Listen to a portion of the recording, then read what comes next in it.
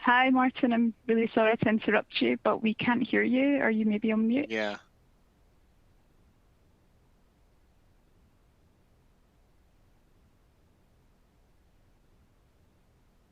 I still can't hear Martin. Mary, should I start us off? Okay, I'm going to start us off. So welcome everybody. Martin of ACCA was going to do the initial opening, but you're straight in with me. I'm the main presenter for today. My name's Ben Wilson. I'm the ACCA's expert tutor for the AAA paper. And the idea of today's session is to give you some useful tips, hints and tricks that are going to improve your chances of passing the AAA exam next month. Now, there's various panels that you can use and resize during today's session.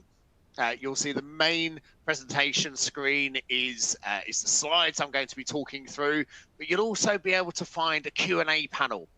And if you've got any questions you'd like me to answer at the end of the session, then please put those questions in the Q&A panel. Now, because there's going to be loads of questions, I'm not going to have time to answer all of them. So the earlier that you ask a question, the more chance there is that I get to it. So if you've got a question you want answering, then please put it in the Q&A panel. So a bit of background about me and why ACCA work with me on these sessions. I've been the ACCA's expert tutor now for the last 3 or 4 years, I think now. So I'm a proud ACCA member. You may be able to see on my little display cabinet there that I very proudly display my ACCA membership certificate. And I've been teaching ACCA for the last 15, nearly 20 years now. I work with an organization called FME Learn Online. We're one of the ACCA's platinum approved learning providers for ACCA papers, and I specialize in the AAA paper. I work with small groups of students and provide a very kind of tailored, bespoke, hands-on service to give them the best chance of passing. My background that's really helpful for you, though, is I have previously been an examiner at the ICAW for the auditing paper there. So I've got a lot of experience of how examiners write exam papers and how they manage the grading process. And so I'll be trying to bring a lot of that into today's session. And I also work with the London School of Economics as their head tutor for executive education programs. So I've got a wealth of experience in both writing exam papers and teaching both for this paper and for other stuff too. So we've got 3 items on our agenda for today. The first of them is looking at an incredibly useful document. You may recognize this lady here in the first image. The first thing we're going to be doing is looking at the recent examiner's report. Now, hopefully, you've had a chance to have a look at it already, because it is full of really useful information, mainly about what students did badly in March and June 23, and therefore things you can try to avoid. And I'm going to highlight 3 of those things for you in today's session. I'm then going to give you 3 big tips around how to prepare for AAA to improve your chances of passing. That's going to take us, those 2 bits will take us probably 40 minutes, something like that. And then we've got 15 or 20 minutes at the end for me to answer any of your questions. So firstly, going into the examiner's report. Now, there's loads of stuff in it, right? And it is really worth you downloading it and reading it yourself, particularly having had a go at the exam. So the questions have been put up onto the ACCA's practice platform for March and June 23. And as part of your final exam preparation over the next couple of weeks, it's a really good idea for you to sit that exam and to use the examiner's report to help you to debrief. But here are 3 key areas of it that I wanted to point out to you. This is something the examiner says every time. Every examiner's report. It's very obvious that many students don't plan their answers. They just write. And when it's obvious that a student hasn't planned, because the answer will be very waffly and will not be focused and won't contain the information that's required for a passing standard, those students don't get through. Okay. If you're a maths person, Venn diagrams, there's a huge overlap between the people who don't plan and the people who don't pass. Okay, you must plan your answer in AAA to stand a decent chance of passing. So why do you need to plan? Why is it so important in AAA? Well, the scenario information you're given, particularly in question 1, the case study question, you're given lots of information. And it's all scattered about. You might have 4 or 5 exhibits that you're given. And you're told one thing in the background information that links to something in exhibit 2 in the narrative information that also links to the financial information in exhibit 3. For you to be able to write a well-constructed audit risk that's going to score you the 3 marks that are available for a well-explained audit risk, you need to bring together the different facts in the different parts of the scenario and link them so that you can write a deep answer. Now, if you're just writing, there's too much information in too many different places for you to hold it all in here. You have to plan so that you can draw these linkages between the different pieces of information. By planning, it allows you, and this is a very related point to the first one, it links to the first one. By planning, it allows you to start an audit risk or start a point with one piece of information in one part of the scenario. And then when you read something that's related to it later, it allows you to bring it together to add depth. A really good example of this is in one part of the scenario, you might be told about a judgmental area, something like management deciding on a different depreciation policy or deciding whether or not to recognize a provision, a management judgment. And then somewhere else in the scenario, you might be told that there is some kind of management bias indicator, some kind of reason that management might want to overstate profits. They might have a profit-related bonus, for example. And so if you're planning, you can start off your point about the management judgment being a little bit over-optimistic, let's say, on this provision. And then you can link it in with the management bias indicator that you pick out somewhere else to add depth to your answer. Another thing that's really helpful if you're planning is that it helps you to make sure you answer all parts of the requirement. Something the AAA examiner does, and something I used to do when I was writing exam questions when I was at ACCA, is that in a single requirement, they quite often include 2 or maybe even 3 questions. So it might be comment on something and suggest actions for the auditor to take. 2 separate questions in the same requirement. Now, somebody who plans effectively sets up an answer plan that has a separate area for them to plan the 2 different parts of the question. So they make sure they answer both bits of the question. The student who doesn't plan very often only answers one part of the question. So it's really helpful to make sure you answer the full question. So if you have watched any of my videos on YouTube, and there are lots, you'll have already seen how I plan. And if you haven't seen any of my content, I'll be sharing a link later as to how you can get to a lot of my free content. There is also the ACCA have just released the pre-September 23 mock exam, and the debrief videos for that I've recorded. So you'll be able to see this planning technique in those videos. But how I go about planning, I always do the same thing. Right? So the first thing I do when I get to a question is I go to the requirement, and in the software, in my word processor answer, I set up an answer structure that captures all parts of the requirement. I then read the background exhibit. So there's always extra exhibits, exhibit 1, exhibit 2, exhibit 3, whatever, that are down the left-hand side when you go into the practice platform. But you're always, first of all, given some background on the first exhibit, the first screen when you go in. So what I do with that information there, because there will be things that are useful, like dates and your role and what the company does. Okay, I start by having some general notes from that background information just to set context and to get my mind thinking about where we are in the phase of the audit, for example. Are we at planning? Are we at completion? How much time is there available to do this work? What's my role? What does this business do? Why is that important? So I'm thinking about those things by making general notes. I then actively read each of the exhibits. And the key word there is active. Because as I read each piece of information in the exhibit, I'm thinking, how is that useful for part A, part B, part C? And when I realize how it's useful in part A and part C, I'm adding notes into part A and part C to help me to use that information. So I don't have time when I'm just reading and then planning. The two things are done side by side. As I read a piece of scenario information, I add it into my answer plan at the relevant position. Having done that and gone through the entire scenario and added loads of notes into my answer plan, I then take my plan and extend the points out into fully written answers. Okay, so my planning time isn't wasted dead time because it's the start of I've got the words in there that are going to be in my fully typed answer. When I'm writing up the plan, I'm just extending out the points that I've put into the plan. Really effective, it really works.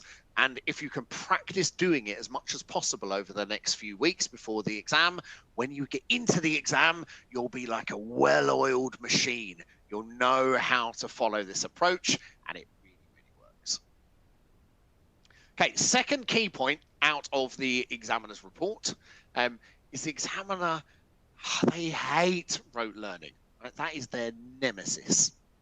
The examiner for AAA writes exam questions that do not reward rote learning. If you are taking information you've memorized and just writing it, you will score very few marks in AAA. It might have worked in some of your other exams. They might have rewarded it in some of your other exams. But in AAA, you will only get marks for writing things that are related to the scenario. So having memorized the textbook or memorized a previous exam answer and then dumping that into your answer in the real exam, you will score very, very few marks. So don't do it. The examiner always comments that many students approach this exam by rote learning the textbook and then trying to write out the textbook, and they don't pass. Think about it like this, right? So this might have been one of your previous exams. So that cycling up a mountain, right? I'm not saying your previous exams were easy, right? But let's imagine that this was, I don't know, the lower level paper, the AA paper, or the financial management paper, or the strategic business reporting paper. Okay, those papers reward knowledge, right? So you cycled up a mountain when you passed those papers. They were hard, but you trained for it and you learned some stuff, and it was helpful, right? It helped you in those previous exams. This is what the AAA exam is like, right? You are still climbing up a mountain, trying to get to the top of the mountain. But if you try to ride your bike up that mountain in the same way that you did in the AA paper or in the FM paper or in SBR, if you try to ride up that mountain in the same way, you would really struggle here because look, it's steps rather than a slope. It's a different challenge, right? The AAA exam is a really different type of exam to all of the previous ACCA exams. The only one it's vaguely similar to is the SBL paper, right? Everything you have to write in AAA has to be scenario-based, not knowledge-based. So because it's a different exam, you need a different approach to preparing for it. One of the questions that students always ask me is, why is the pass rate so low for AAA?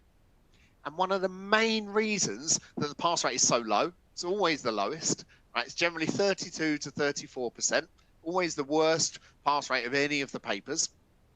And one of the reasons it's so low is that people train for this exam in the same way that they trained for all of the other exams.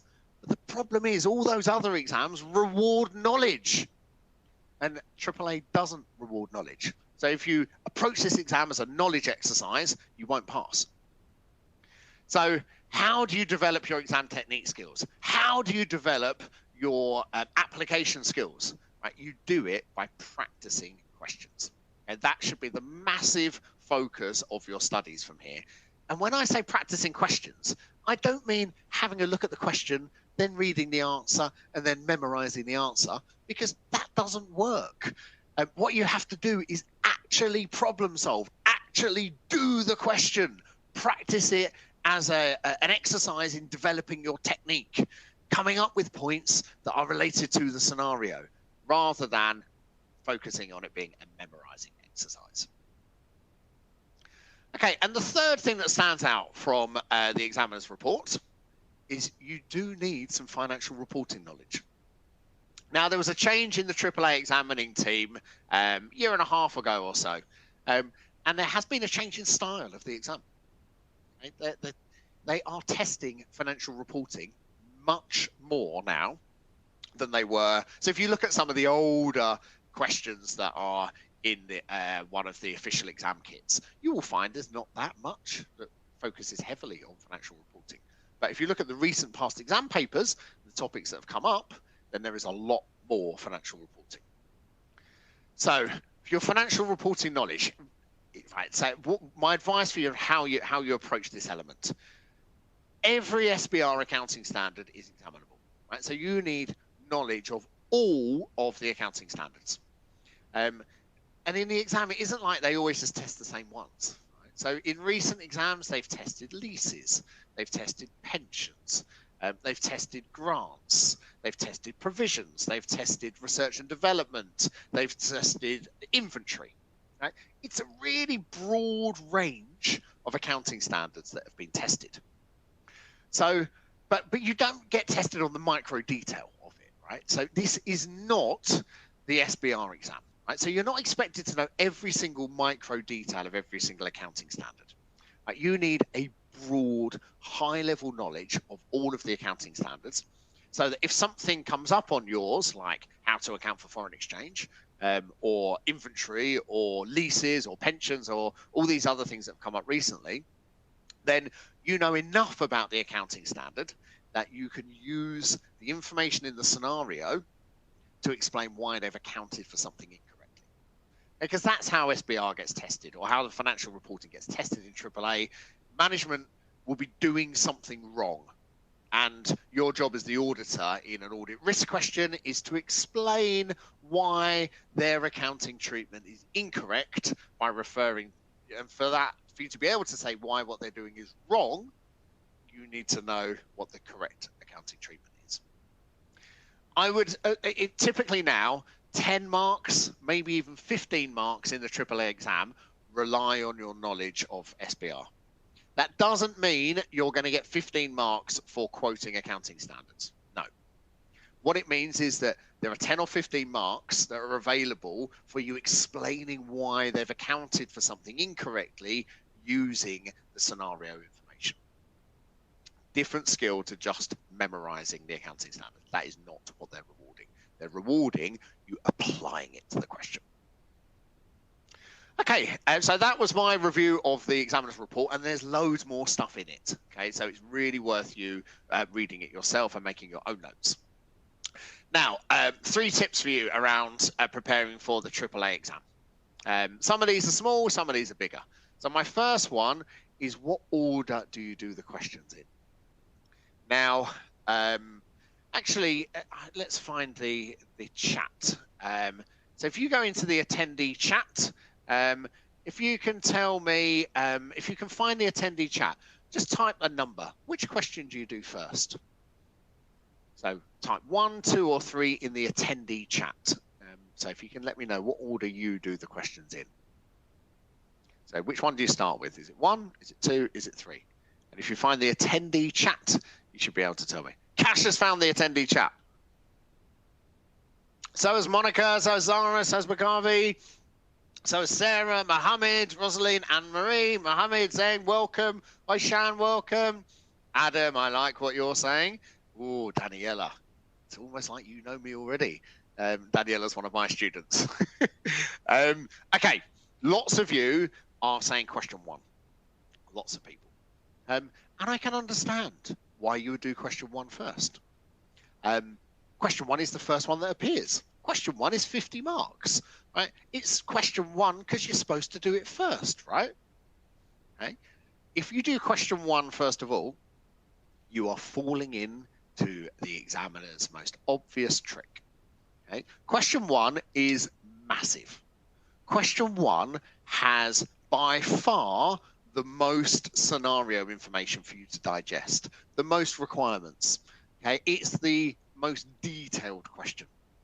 And if you're somebody who struggles with time management, which is 99% of people who do AAA, because it's so much to do in the time that's available, if you start with question 1, that is the question where it is most easy for your time management to go out of the window. Okay, for you to completely overrun on time, because there's so much to do, and then you have very little time to do question 2 and question 3. Okay, so my advice for you on question order is do not start with question 1. Right? I would start with question 2 and question 3. The reason being that in a shorter question that has less scenario information, it is much easier to stick to your planned amount of time. Okay, so 45 minutes for question 2, and then you move on. 45 minutes for question 3, and then you move on. And that leaves you an hour and 45 minutes to do what you can in question 1. Okay, so I would advise you to leave question 1 until last, because it is the one that is easiest for your timing to go out of the window, and then you fall apart in question 2 and question 3. Now, obviously, and a few people have actually said this in the comments, in the attendee chat, whatever question you start with, you have to be disciplined. Right, you have to stick to your timings. So you can't start with question 2 and then spend an hour and 20 minutes in it, and then an hour and 20 minutes in question 3, because question 1 is half of the exam. You have to get there with enough time to do yourself justice. Right? So wherever you start, you have to be disciplined.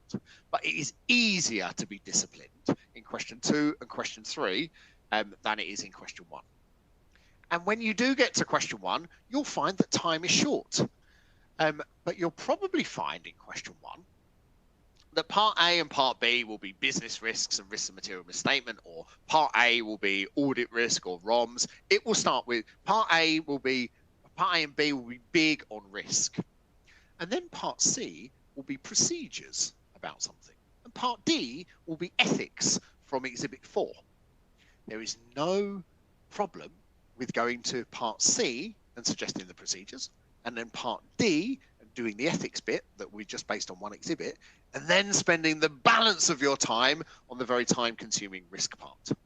Okay, so me, when I'm doing these exams, I do question 2, then I do question 3, then I go to question 1 and I do part C and part D of it. And then in the time I've got left, which is hopefully plenty, I go and do the time-consuming risk bit. Now, that is playing the game, right? If you are somebody who is going to score 70% in AAA, it does not matter what order you do the questions in, right? If you are somebody who is going to score between 45 and 55, then doing the questions in this order can help you to score 2 or 3 more marks. And you would not believe how many people fail AAA scoring 47, 48, 49. Right? If you're someone who's on the margins, this can make the difference between passing and failing. So it's really worth considering. But if you are going to do it, then I would advise you that for all of your mock exam practice from now until the exam, that you are doing this approach, so that in the real exam, you're just following your technique rather than trying this for the first time in the real exam. Okay, now professional skills marks. There are 20 professional skills marks in this exam, and some of them are easy to earn. Okay? You need to make sure you bag the easy ones. Some of them are harder, right? But some are dead straightforward if you know what you're doing. But you have to, yeah, Samuel, you do start with question 2. That's what I would do. You don't have to. You can do, use your judgment. But my advice is start with question 2. Okay, so earning the easy professional skills marks. Right? In question 1, there are 4 professional skills marks for communication. You've got to earn all 4 of these. Right? So the first one should be really straightforward. Having a briefing note format, so to, from, date, subject, and a little introductory paragraph, and having subheadings all the way through your answer. Right? That should be a home banker. That's an easy mark. For style and clarity, you have to use professional language all the way through your report. So it can't be too familiar. You can't be abbreviating too much. You've got to write things out in full in question 1. And your materiality section has to be in your ROMs or audit risk section as the first paragraph. So a separate paragraph titled materiality, where you do the materiality bit. You have to write an effective answer. This one is a little bit vague, but what it means is you have to use the scenario. Right? Use the scenario all the way through your answer to add depth to your points. And the fourth one is do as you are told. The partner will say, calculate materiality based on revenue. So you have to calculate it based on revenue. And they'll say, don't consider risks to do with disclosures. So you don't put any risks to do with disclosures. Whatever they tell you to do, you have to follow that instruction. And when you're planning, you're making yourself a little note saying, don't do anything to do with disclosures, because then you'll pick up a professional skills mark for following that instruction. Now, there is no specific communication mark for having a conclusion. So I don't have one. There is one professional skills mark around judgment that includes concluding where relevant. So if there are, so for example, in Part D, it might say evaluate the ethical issues in Part D. I will have a conclusion in Part D where I get off the fence and say exactly what I think about. Okay, so on to materiality. Then there are very easy marks to be had around materiality. Right, there are 3 easy marks to be had, and actually I'm going to say there's a 4th, but we'll come on to it. Right, so the easy materiality marks, these are the easy ones. The first one is for you calculating the materiality range based on however the partner has told you to do it, and you must do this in a separate paragraph at the start of your risk section. Then you decide on your materiality level. Okay, so you set it at either the 5% figure, like 1 million, or the 10% figure, which is 2 million, or somewhere in between, 7.5 million, or whatever. You can set it anywhere in that 5 to 10% range. I always set it at the lower level. I always set it at the 1 million, the 5% figure. The reason I always do that is because you set a lower materiality level when it's a high-risk audit, when there are lots of problems. Because if there are lots of problems, the auditor needs to pick bigger samples and look harder. And that's what having a lower materiality does for you. The reason I always pick that lower level is because in the scenario, there will always be loads of audit risks. And some of them will be really significant. So I'll always be able to find something in the scenario to justify why I'm picking the lower level. But you don't have to pick the lower level. You will get the mark no matter where you set it, as long as you justify it. And then, so actually those 2 points there, calculating the range and setting and justifying a materiality level, that's 3 marks. Those are the ones that are easy, right? Those are the easy materiality marks. And then the harder materiality mark is that your number of 1 million that you've calculated as materiality, you then have to apply that to every single audit risk in your answer. And if you do that, you will get a 4th materiality mark. So this is what your materiality paragraph should look like. So just taking you through the key parts of it, I've used PBT here because that's what the partner has told me to do. And then I have my materiality range, 5 to 10%. In that first line there, I've earned 2 marks for setting out the range and doing the calculations. Then I get my 3rd mark for setting my materiality level and justifying why it's a high-risk audit. So you can see in this scenario, it's a first-time audit, they're newly listed, so there's greater public interest. It's higher risk, and therefore the auditor will need to hunt harder for misstatements because it's more likely that there are misstatements. So that's what my materiality paragraph looks like, and that's going to earn me 3 marks. Then the 4th materiality mark is when I am assessing an audit risk. So you don't need to worry about the detail of what's written here. I'm just highlighting where I've applied materiality. So to apply materiality in your answer, you have to pick out the size of the issue, the misstatement. Right here, 3.5 million was spent, but there's only a problem with 2 million of it. Right? You don't need to worry about the details, but overall there was 3.5 million. There's a potential issue around 2 million. So I am assessing the materiality of the issue, not of the total balance, but of the problem. Okay? And if I do that for every audit risk, then I'm going to get myself my 4th materiality mark. Right, prioritizing your risks. This is in question 1. You will get a professional skills mark if you pick out your top 2 audit risks, the ones that you think are the most significant, and explaining why they are the most significant. So it might be that we know they've got something wrong, likelihood of misstatement. They've definitely got this wrong because the accounting treatment is definitely wrong. Or it's a massive potential issue, or it has a big impact on a potential stakeholder. Any reason as to why I think this is a particularly important audit risk. And I have to use facts on the scenario to make that assessment, to make that judgment. I can't just say this is a big one because it's a big one. It has to be this is a big one for this reason. So I'll just give you a couple of examples. Here's an example of how I might justify a risk.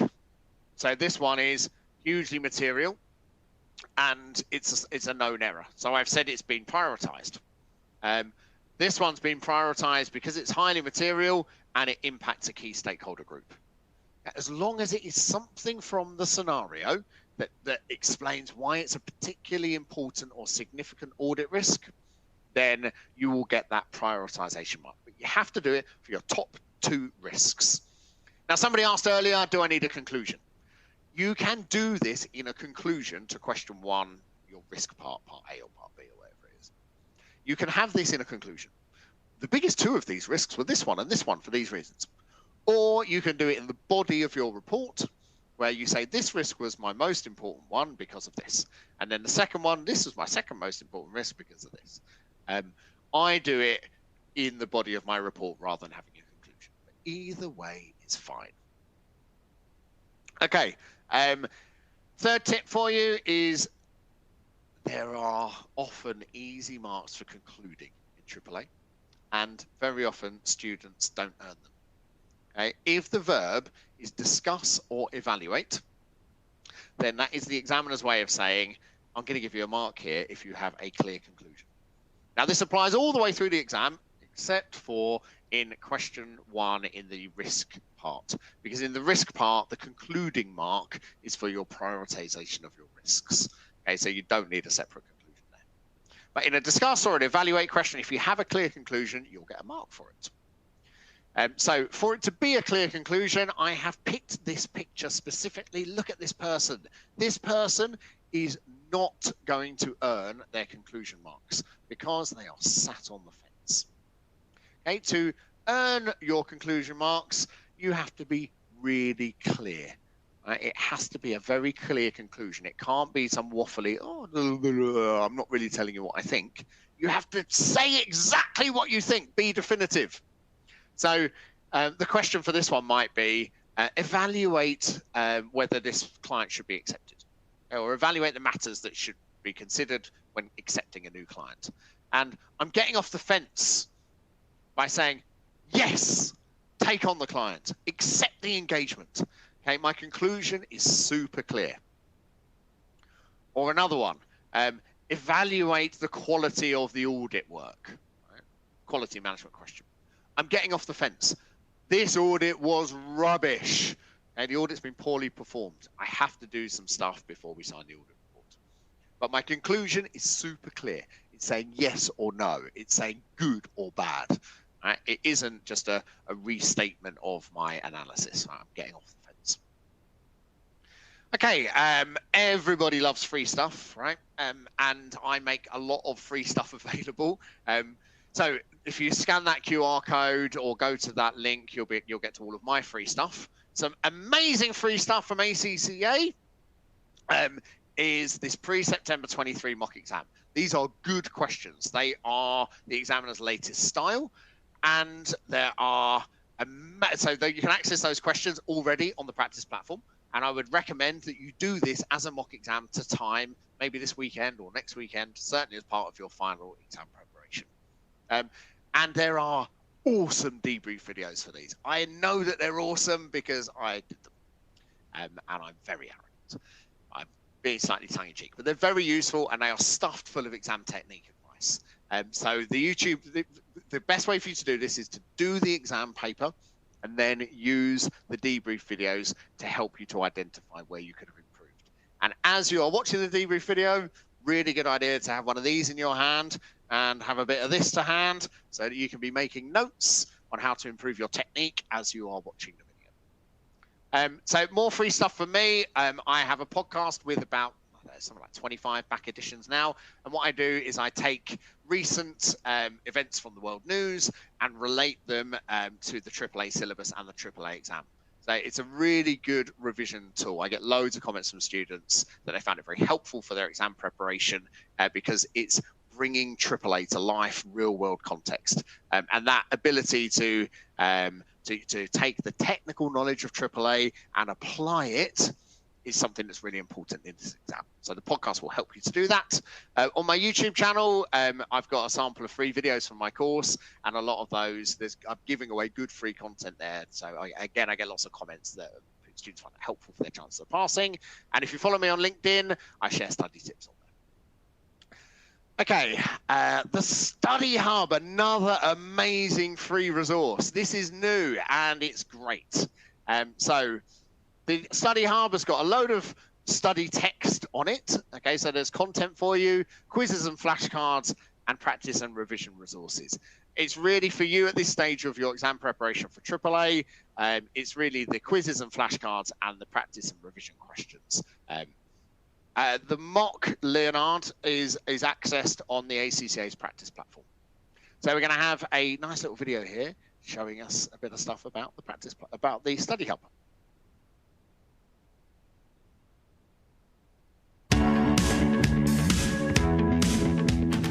Let's take a closer look inside Study Hub, your ultimate study resource.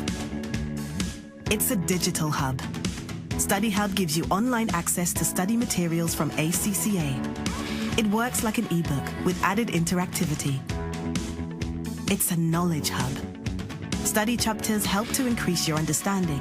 A visual overview shows all the topics in each chapter, so it's easy to see how they link up. It's a revision hub. End of chapter quizzes put your knowledge to the test. The multiple choice questions are automatically marked so you can review your performance. Flashcards test your knowledge of key definitions. Check your answer against the definition on the reverse of the card. Practice questions help you prepare for your exams. You can instantly compare your answers to the suggested solutions. It's an anywhere hub. Whenever and wherever you want to work, Study Hub is there on web and mobile. It's a success hub. 79% of students said Study Hub made them more confident. 90% said they would use Study Hub again. Use Study Hub to help boost your progression. Just go to your My ACCA account and click on the Study Hub link. I strongly recommend that you make use of the Study Hub resources. They are excellent. We're now going to move on to the final part of the presentation, which is your questions. So I'm just going to get the Q&A box up. At this point, the plan was for Martin to come on here. No, it wasn't. The plan was for me to do this bit. Sorry. So I'm going to go through the questions, and I'll go through them in order. I'll get through as many as I can. And I'll read out the question so that you're aware of what it is before I answer it. So Monica asked, do we need to quote ISA numbers in the exam? No. Right? You don't need ISA numbers. You don't need to quote the names of accounting standards, the numbers of accounting standards, or auditing standards. There are no marks for this. The reason students ask this question, and they always ask it, is because the examiner's model answers do include the numbers, and they do include the name of the accounting standard or the auditing standard.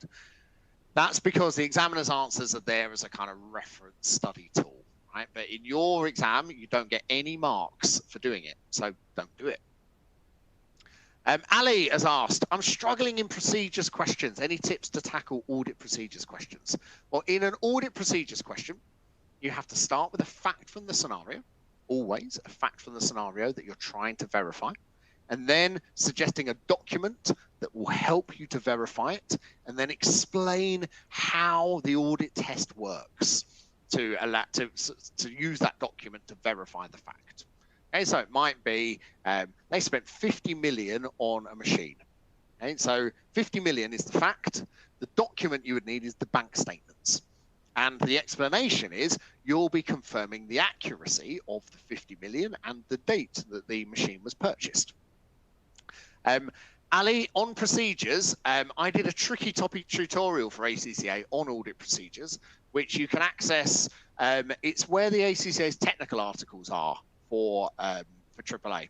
So if you go to the technical articles, the very bottom one in syllabus area D is tricky topic tutorial from expert tutor Ben Wilson. It's also up on the ACCA's YouTube channel. And it's a 10-minute video of technique on procedures. So I'd strongly recommend you have a look at that. Jin has asked, Ben, could you share some tips on time management? I struggle to complete the questions on time. Jin, you are the same as every student that does AAA. Right? It is incredibly time pressured. So try and see it as everybody is going to struggle with it. Everybody.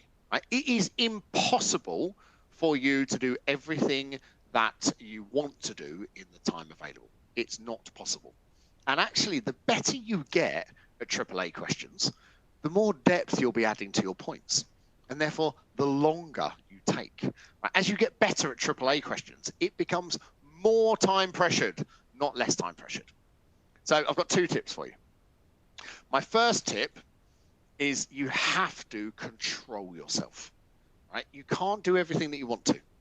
If it is a 5-mark question, you only come up with 5 points, even if you can think of 6 or 7 or 8, right? Control yourself, come up with 4 or maybe 5, but definitely don't overdo it. What very often happens, particularly on one of the earlier questions, is that a student will write 7 or 8 points for a 5-mark answer, and they might score 4 or 5 marks, but they've wasted a load of time.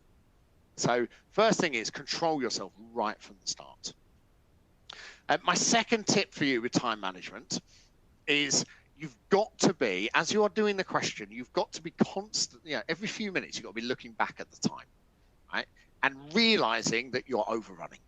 So I'm already spending too long in part A. I need to speed up here. Right? I can't, I've got 5 points that I want to write, but I'm only going to have time to write 3 or 4 of them because I can already feel I'm overrunning on part A.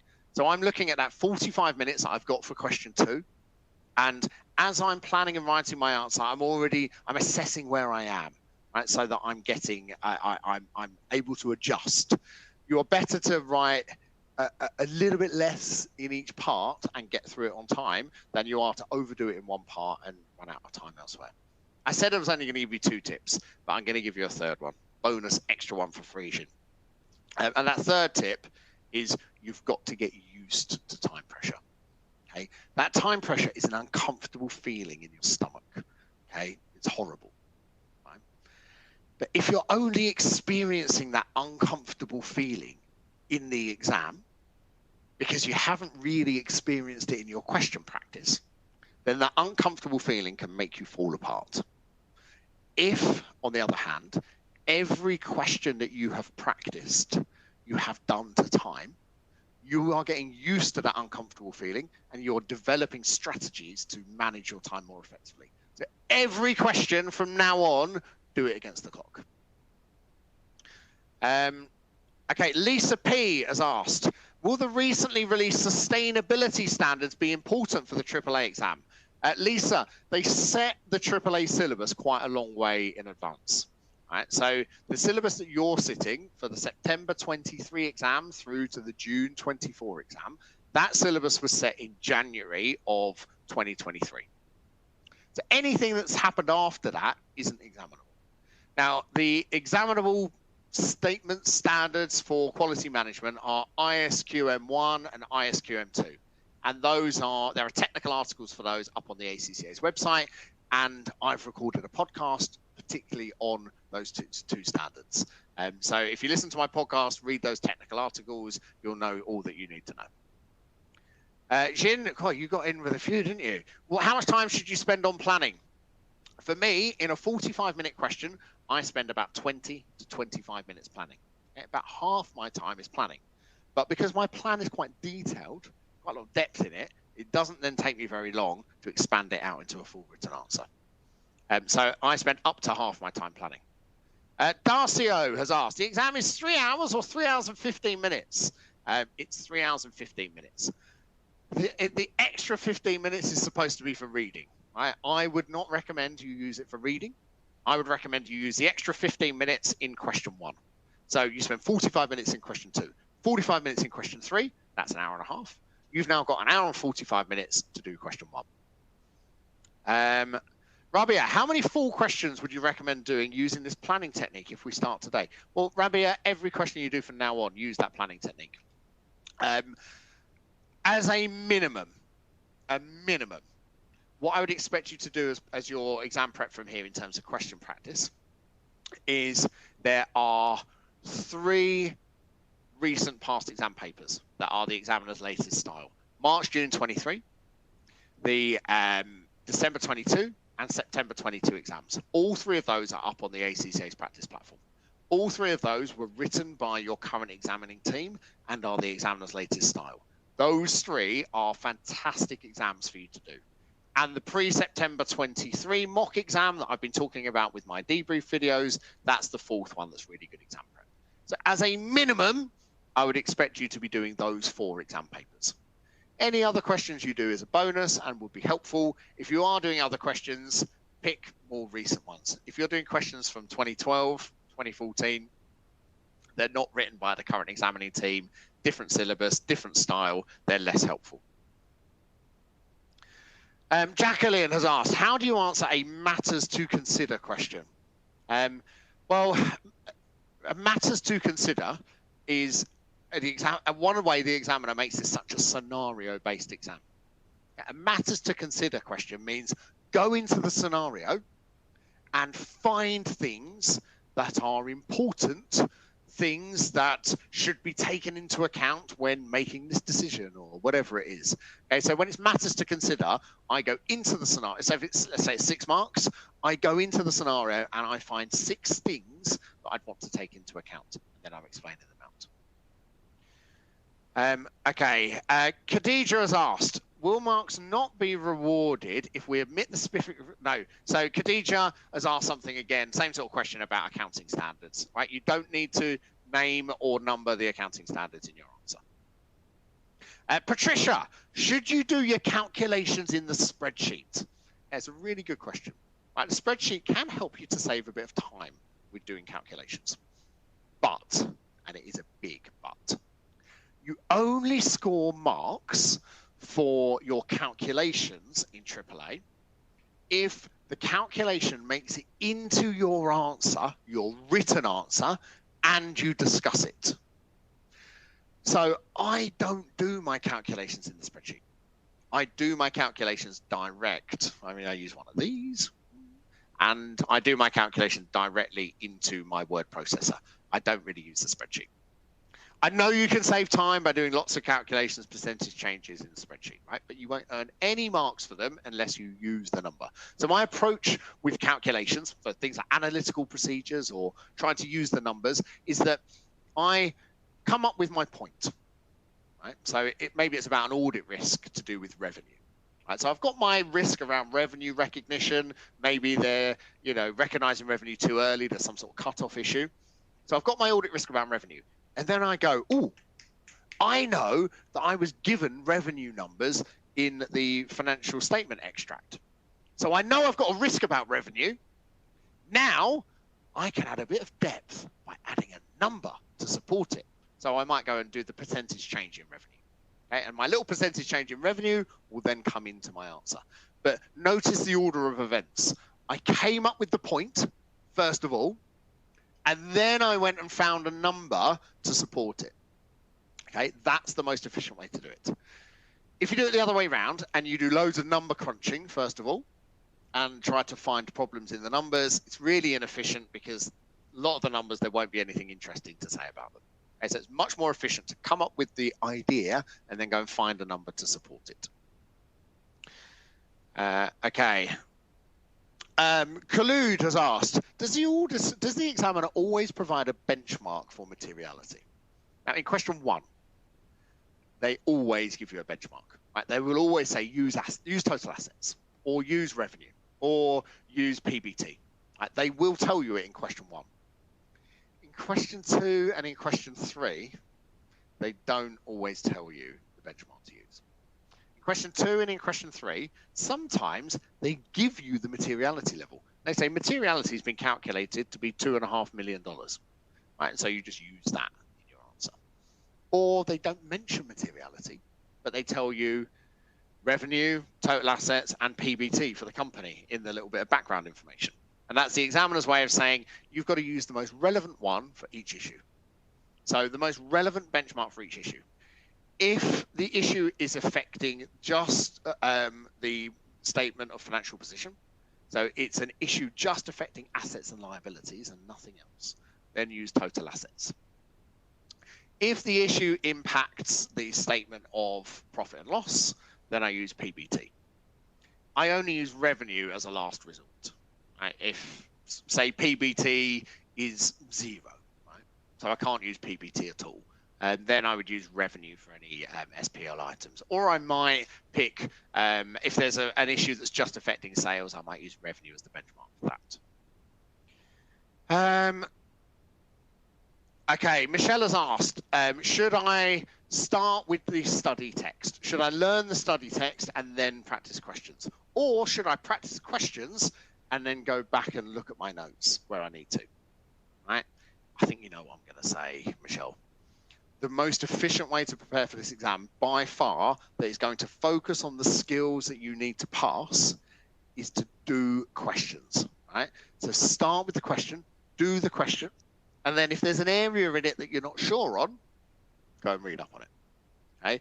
That's the efficient way to do it. At this stage of your studies, it's not efficient for you to go about learning. And also there's not many marks for knowledge in AAA, as I was saying earlier. So definitely do the questions and then go back and fill knowledge gaps. Way, way, way more efficient. Okay, I'll get you through as many of these as I can. I've got absolutely loads of questions here. Okay. Do we have to read the articles? Farouk has asked, do we have to read the examiner's articles?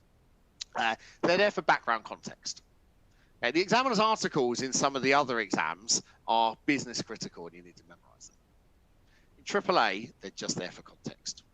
So make sure you read the ones that are most recent are the ones on quality management, the ones on environmental and social reporting, and there's one on data analytics that's quite recent, and the role and mindset of an auditor. Those ones are the more recent ones. So I would read those, but the others are just there for background context. Slava has asked, is an old textbook out of date? Yes, but the AAA syllabus hasn't changed much in the last few years. So if you've got a textbook from a couple of years ago, it's probably fine. Like 95% of it is still the same. The thing that changed massively last year, so September 22, was they changed the structure of the exam to bring in 20 professional skills marks. So if you're studying from an old exam kit, you'll find that the style of the questions is out of date. So an old exam kit, not so good. An old study text, fine. Okay, how do you earn commercial acumen marks? Who's asked that? Lipakshi has asked, how do you earn the commercial acumen marks? Right, in question 1, commercial awareness marks are generally for your business risks, right, if business risks comes up. And so you earn those marks by saying how your business risk will impact the company's future performance, perhaps impacting on one of its suggested strategies.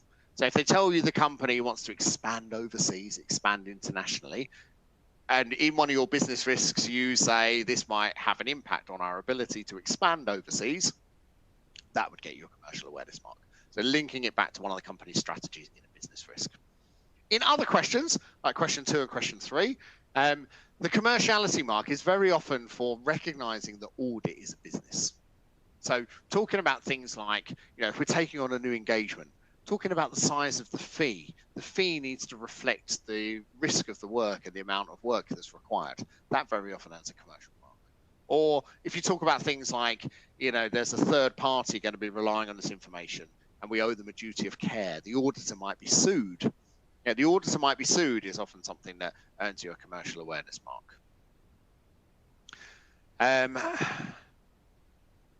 Okay, Zishan has asked, how do we know if my answer is enough to score full marks? Zishan, I would encourage you to change your mindset. Okay, the prize winners in AAA score in the 70s. Right, 70% is like the 70% is like the maximum mark anybody scores. People don't score full marks in AAA. You are not trying to score full marks. You're trying to pass, right? Which means that if it is a 5-mark question and you only come up with 3 or 4 points, that's fine. That will be enough for you to pass the question. So I'd say adjust your mindset, Zishan. You need enough to pass. You're not trying to score full marks. And if you're trying to score full marks in a requirement, in a question, you almost certainly will run out of time across the entire exam paper. Okay, Zara has asked, do I need a conclusion for every question? No. You need a conclusion if the verb is discuss or evaluate. And the only place that doesn't apply is in question 1 in the risk question, because you will already be concluding by prioritizing your risks. So you don't need one in the risk question. Okay, Raja has said you feel overwhelmed by the amount of stuff to do and all of the exam techniques required. Raja, that is a normal feeling. And it comes back to this point I was saying about this is a really different type of exam to the knowledge exams that you have done previously in AAA. Right? It's going to feel uncomfortable because it is different. Right? But the more that you are practicing your techniques, the more they will start to just feel normal, and they won't be something odd that you're doing. It just becomes second nature. And there's quite a few questions where people are saying, what should I do over the next few weeks to prepare for the exam?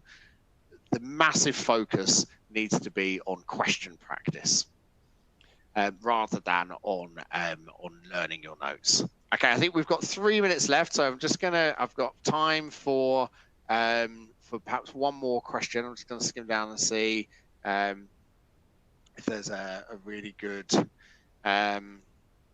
Okay, Mohammed has asked, how do you approach a current issues question? Okay, so current issues might be on something on data analytics, for example. Now, if it's a current issues question, they will give you lots of stuff in the scenario to help you.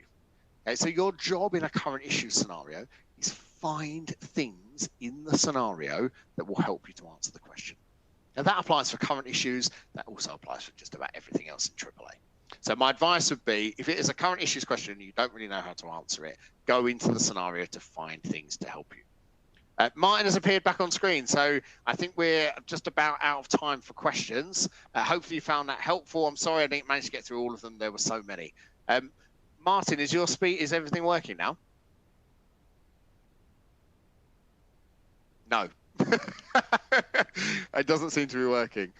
So I'm going to wrap up the session. Is that okay? Might give me a thumbs up. Is that all right? So I'm going to wrap up. Okay. Thank you, everybody, for your attention and for all of your questions. I really hope you found today's session useful.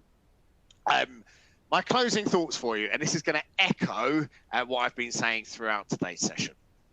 My closing thought is that this is a different exam to the ones that you have prepared for previously. So you need a different technique, right? A different way of approaching this exam, your preparation for it. And that technique, that approach has to be practicing exam questions to time. Okay? It cannot be going back and memorizing past answers, going back and memorizing the textbook. It does not work for AAA. So focus on recent exam question practice and actually doing the questions to time, and it will give you the very best chance of success. Thanks everybody for your attention. I hope you found today's session useful, and we're going to draw it to a close here. Best of luck for the exam, everyone.